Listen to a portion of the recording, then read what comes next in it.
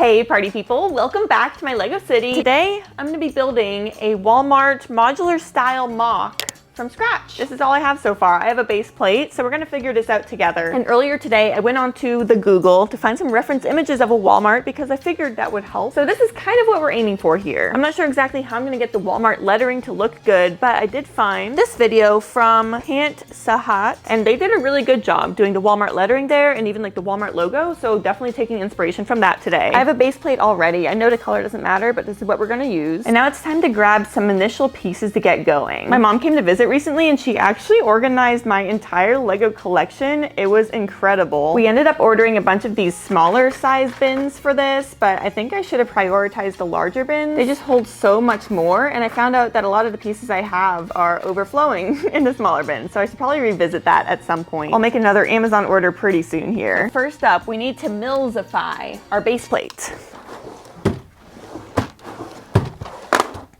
Oh, there they are. I still don't know where anything is. But yeah, we got some 2x4 bricks. We're gonna need a handful of these 1x2 bricks with like a Technic thing in the middle. But then we also need a bunch of plates. I'm not sure what color would be best for this. A dark bluish gray would be good for like the concrete style floors that they have. Maybe even road plates inside actually. I'm gonna play around with that. I'm gonna grab a few. Here I'm placing 2x2 bricks evenly spaced over the base plate. I also didn't get the spacing right at first, so I had to move a few things around. I toyed with the idea of using road plate plates for the store floor since it'll be tiled over anyways, but I figured it would be more work than I'm saving for myself and went with normal plates in gray and tan. Now I grabbed some 1x tiles to get the spacing right for the front of the Walmart store. Every modular has around 8 studs difference between the front of the store or building or whatever it is and the edge of the base plate, but with Walmart I wanted different spacings along the front, kind of similar to this photo here, and these tiles help me remember my spacing when I'm building. Then I got to building. Most Walmart stores are gigantic and not too crazy of shapes. Plus, I need lots of room inside for the shelves, so there's more on that later. I just went with something basic here for the shape of the store and made the entire base plate the Walmart store. I'm using dark bluish gray bricks for the edge of the store, and I may or may not have run out of the dark bluish gray bricks, which inspired a color change. I thought black would look nice, but then quickly decided to switch to light bluish gray masonry to match what will become the front edges of the build. Next, I shifted focus to the front of the store. I probably should have planned this all out better as I built because none of anything was attached to each other, but I'll just deal with that later. Just don't look too closely at this. But I wanted to make the front two sides of the store dark bluish gray, or at least use what I had left of it, because that matched my reference photo, but it also seems like a really common thing I see at Walmarts near me as well. The basic structure is pretty much done at this point. I still have a lot to do obviously, but at least we have walls,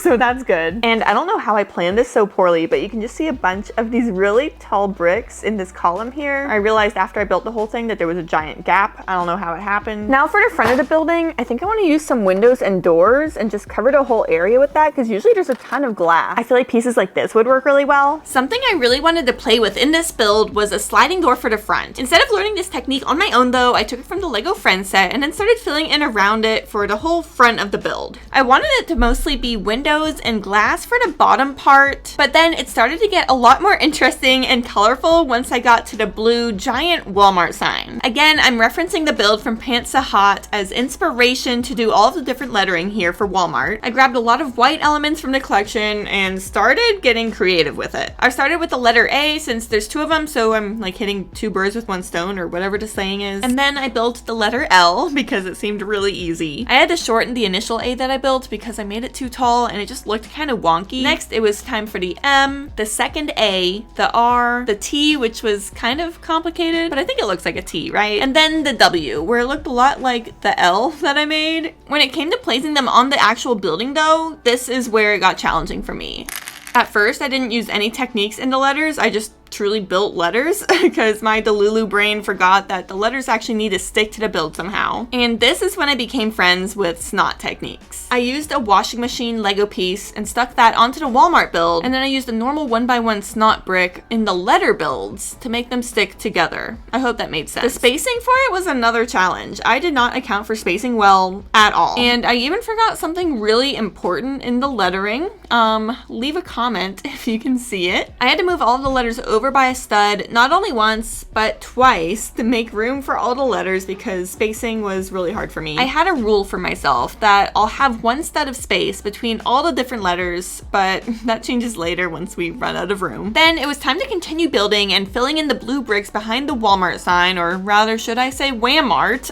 It took me way too long to realize that I was missing the L here. I didn't have enough of the lighter shade of blue, so I prioritized filling in the visible front with that color, but then I used a darker blue for the interior portion of the build. I wanted it to still look really pretty from the inside, even though the colors changed, and I had a ton of that darker blue, so it just worked out really well. I then dug through and found every single lighter blue tile I could find for my collection. I have tiles sorted by piece type, not by color. So I had to pick through the 1x2 tiles, my longer than 1x2 tiles, and then my 2x tiles, so I could tile off the top because tile looks pretty, and I thought it would look really clean for the top of the Walmart build. Now it's time for the interior and exterior decorations. For the interior, I decided that I want 4 things: a checkout place to pay for your stuff, a rectangle-shaped Lego aisle, a rectangle-shaped Lego aisle, and a square Lego aisle. This is my ideal Walmart. I just want tons and tons of Lego. Even retired Lego sets are still on the shelves. This place is awesome. But I'll come back to the interior stuff later. First, I built the exterior. I wanted to have a crosswalk, so I started there. I tried a few different variations, but they all looked really silly, so I did a bunch of trial and error here before I settled on this. I then tiled over everything else and left a few studs so I can place minifigures later. I also included those little blue poles that they have outside Walmarts. I think it's so cars don't run into the store?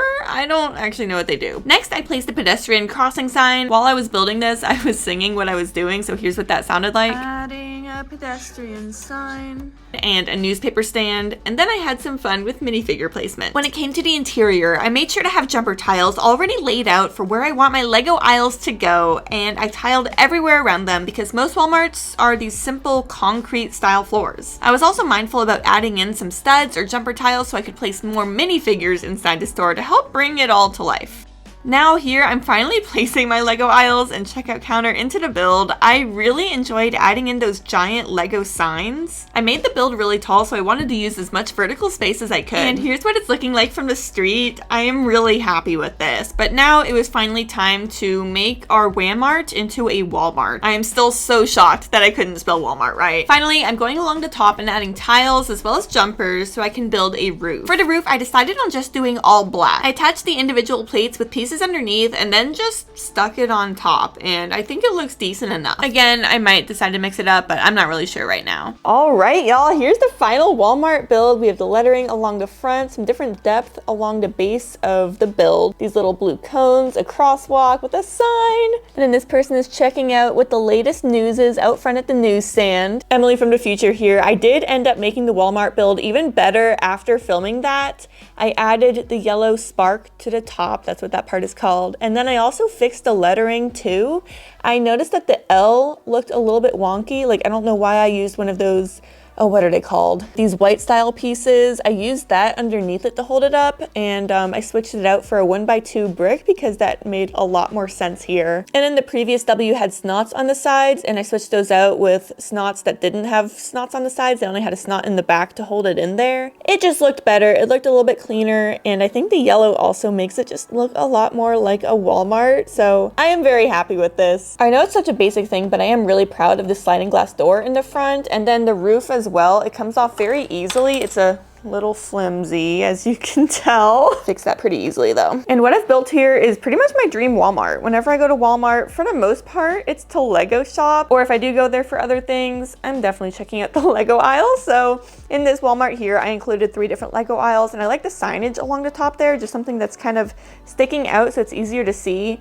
This one might be my favorite though. I didn't think it would be. I know it is kind of basic, plus I use some like random music sheets as Lego sets here, but I liked having the toys along the top there. I just think that looks really cool, and that is something you kind of see at Walmart stores, right? I kind of think of these as little glass display cases that they sometimes have, but then to put it back into the Walmart, it's so easy. You just kind of like put it onto the jumper there, and it's kind of cool. It can spin if you want it to, but I want it just straight, you know, perpendicular or whatever. So now let's get the roof back on and find a decent home for this in the city. My downtown area is pretty full, but I'm thinking maybe back there where the Ninjago stuff is, because it doesn't really fit in too well, and then I might just like push that back and then move Walmart into its spot. Let's see how that looks. Okay, actually, that looks pretty good, but there are a few things that I'll need to change before it's actually like integrated into the city, right? So like, I don't know why I'm just noticing it, but like this road just stops there and that doesn't make any sense. That's like not how roads work. So I'll have to change that. I'm also thinking about maybe like expanding the road to go down a little bit more, but then make it kind of like a pathway going from in front of the Walmart to around the back. And since filming that initial video, I have found a new home for the Walmart. Here's just a fun little sneak peek of what my new city update is gonna look like, so stay tuned for that. I did rearrange some things to make room for our new natural history museum. But here is where the Walmart lives, and I'm really happy with it. I think it would be nice to have some sort of parking lot or something around here, and we do have this whole open area in the middle now. Again, new city update coming very soon. So maybe I could just make all of this in here into like a giant like parking garage parking lot, but I kind of like having it green and do a farmer's market or something like that. So I don't know where all the patrons of Walmart are going to park their cars when they arrive in Ladyburg, but they can just figure it out, I guess. I hope you guys enjoyed seeing the Walmart build come to life. I really enjoyed working on this project. I'd never built a modular mock before. This was really my first time ever doing anything like that, so I was a little intimidated. But I think it turned out to be really cool. So I hope you enjoyed it. Like I said earlier, I have a huge LEGO City update coming very soon where I'm placing the new modular into the city, and it's definitely my biggest city update yet. So check it out, and I'll see you guys next time. Bye.